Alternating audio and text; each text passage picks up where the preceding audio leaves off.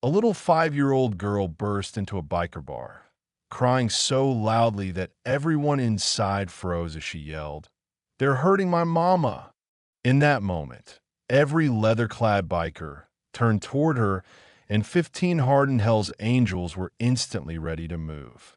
Before we continue, make sure to like, subscribe, and tell in the comments where you're watching from. The little girl was trembling as she screamed again, "Please help! They're killing my mama!" Robert, who had been drinking quietly in the corner, dropped his beer and knelt in front of her. "Sweetheart, who's hurting your mom?" he asked gently. "Mom's boyfriend and his friends," she sobbed, wiping her little face with her sleeve. "They're hitting her and screaming. I am scared." Every biker in the room stood up at the same time, chairs scraping back like a war drum.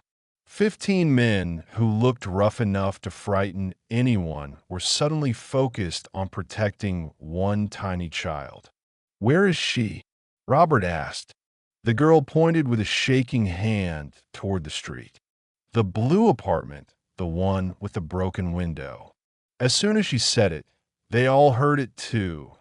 The distant sounds of furniture crashing, a woman screaming, and someone begging for mercy. Robert kept the girl close as they moved. "What's your name, baby?" he asked softly. "Sophie," she whispered. "I'm 5. You did the right thing coming to us, Sophie. You're very brave." Robert turned to Tiny, the sergeant at arms. "Call 911, but we're not waiting for them." They raced down the street and reached the blue apartment in half a minute. The door was locked, but behind it they heard another scream and something heavy slam against the wall. Tank didn't hesitate. One powerful kick and the door burst off its hinges. Inside was complete chaos. 3 men were standing over a woman who lay curled on the floor, barely conscious. Blood splattered the walls, furniture was smashed, and the table was covered with bottles and drugs. The woman, Jennifer, wasn't moving. "Sophie, don't look," Robert ordered, but the child saw everything. Her mother's body, battered and bleeding, and she screamed. The boyfriend, a skinny, drugged-out man named Derek, lifted a knife and snarled, "Get out of my house." "Your house." Razor growled with a dark laugh. "We checked.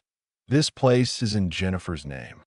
Derek's 2 friends tried to run, but they barely moved a few steps before the bikers slammed them to the ground. "You killed her," Sophie cried, trying to rush to her mom. Robert gently held her back and knelt beside Jennifer. After a moment, he felt a faint pulse. "She's alive," he said. "Tiny, tell that ambulance to hurry." Derek suddenly rushed towards Sophie with a knife, shouting, "This brat ruined everything."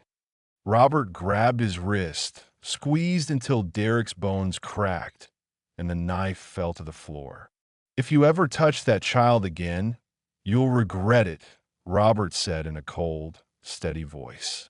"You can't do anything to me," Derek shouted angrily. "I know my rights." But suddenly sirens echoed outside. Ambulances and multiple police cars. Detective Sarah Martinez was the first officer through the broken doorway. She took one look at the scene, the blood, the bruised woman, the terrified child in Robert's arms, and understood. "What happened?" she asked. "We heard screams," Robert explained.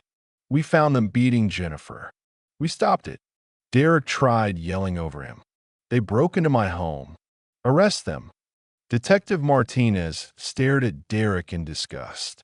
"Sir, you're covered in blood that clearly belongs to someone else." Paramedics rushed to Jennifer. She was unconscious, with broken bones and internal injuries. "She needs surgery now," one of them said. Sophie tried to climb into the ambulance with her mom, but a paramedic stopped her. "Family only." "She's 5, Robert said. "She can't be left alone." "Rules are rules," the paramedic insisted. But then something unexpected happened. Judge Patricia Williams appeared, wearing her nightgown under a coat. "I'm granting emergency custody to whoever this child chooses," she declared. Everyone stared in shock. "Tiny called me," she explained. "My daughter went through something similar once, and a biker crew saved her too." Sophie looked around at the big, scary-looking bikers, then lifted her arms toward Robert. "You saved my mama," she said quietly. Robert picked her up, holding her gently against his chest. "Can you take care of me until Mama gets better?" she asked. "Yes, baby," he whispered. "We've got you." Derek laughed bitterly. "You're giving a kid to a biker? That's illegal." Judge Williams shook her head. "Mr. Michael Patterson has no criminal record, owns a successful auto shop, and has raised 3 daughters. He's more fit than you'll ever be." Derek's friends immediately started talking. "It was all Derek's idea," one said. "He's been beating Jennifer for months," another added. "Tonight she tried to leave, and he snapped." "Shut up," Derek screamed, but Detective Martinez stepped forward. "No, keep talking. Please." They revealed everything. How Derek choked Jennifer until Sophie saw and ran for help. How they were too scared or too high to stop him. How he'd done this many times before. Derek was handcuffed and arrested for attempted murder, domestic abuse, and drug possession. As they dragged him out, Sophie buried her face in Robert's shoulder, and he held her even tighter, knowing that this tiny child had saved her mother's life simply by running into a bar full of men willing to protect her without hesitation. His friends were also hit with assault charges for helping him. At the hospital, doctors worked on Jennifer for 6 long hours, fighting to stabilize her and repair the damage Derek had caused. While surgeons worked, the bikers stayed with Sophie, taking turns so she was never alone, not even for a second. She refused to leave the waiting room, afraid that if she walked away, something bad would happen to her mother. To keep herself busy, she colored pictures for every biker who sat with her. She drew fierce dragons for Tank, detailed skulls for Razor, and for Robert, she drew a princess riding a motorcycle, saying, "This one is you saving us." As she colored, she whispered, "My mama says bikers are dangerous, but you saved us." Robert smiled gently and said, "Sometimes dangerous people protect good people. That's the difference." Jennifer survived surgery, but fell into a coma that lasted 3 days. Sophie never left her side, and neither did the bikers. They created a schedule, so someone was always there day, night, weekends. They brought Sophie food, clothes, stuffed animals, books, and even a tiny leather jacket that made her grin. Nurses at the hospital started calling them her guardian angels. During that week, Derek was released on bail. His wealthy parents paid $100,000 to get him out. Instead of lying low, he immediately violated the restraining order by coming straight to the hospital. Security saw him first and contacted the bikers before the police. Derek suddenly found himself surrounded in the dim parking garage by 15 furious men who were barely holding themselves back. "I just want to apologize," Derek said shakily. "She doesn't want your apology," Robert answered firmly. Derek sneered. "You can't keep me away from her forever." Tank smirked and said, "Want to bet?" Then Derek made a deadly mistake. He pulled a gun. The bikers dove for cover as he fired wildly, missing all of them but shooting up 3 parked cars. In the chaos, Sophie appeared in the garage doorway. She had followed the bikers down, worried about them. Derek turned and pointed the gun at her. "This is all your fault, you little brat," he screamed. Robert didn't think. He just moved. He lunged in front of Sophie as Derek fired again. The bullet hit Robert in the shoulder, twisting him around, but he stayed standing using his own body to shield the little girl.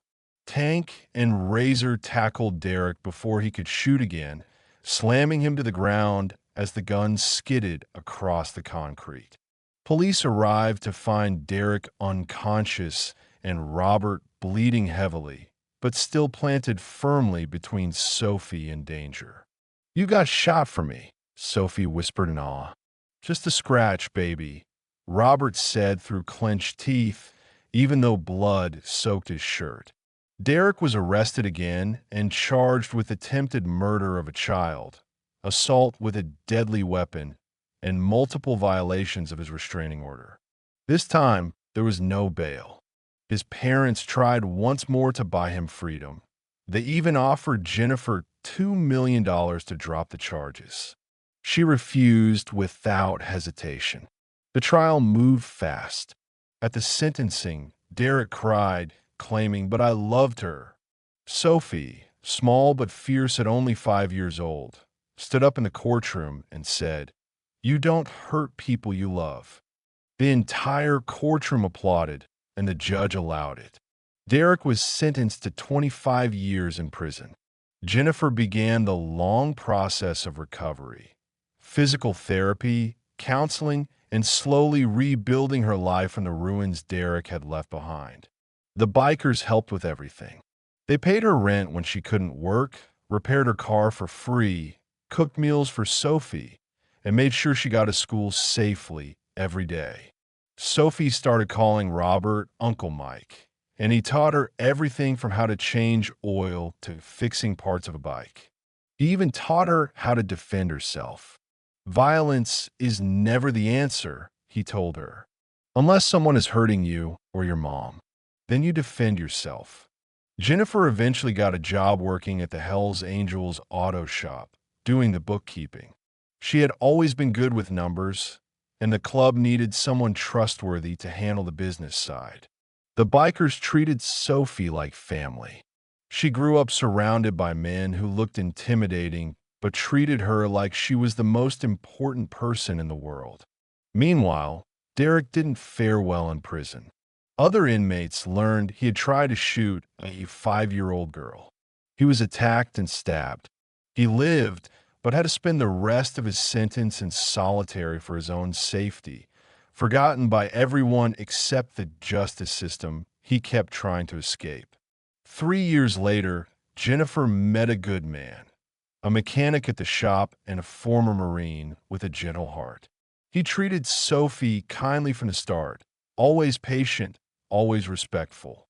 When they married, Robert was the one who walked Jennifer down the aisle, and 15 Hells Angels stood proudly as groomsmen. Sophie was the flower girl, determined and glowing as she tossed flower petals with a smile that could break anyone's heart. At the reception, Jennifer hugged Robert and whispered, "You saved us." Robert shook his head and watched Sophie dancing with her new stepfather. "No," he said softly, "that brave little girl saved you." She knew exactly who to run to. From that day on, the Iron Horse Bar made a new rule. If any child ever ran inside asking for help, they'd act immediately. No questions, no hesitation. Since Sophie, they had rescued 17 women and children. The community slowly learned that sometimes the people society fears the most are the ones who will protect the innocent with everything they have. Now Sophie is 16. She rides her own motorcycle, a birthday gift from the club, customized in her favorite colors. On the back of her vest, it says "Protected by Angels."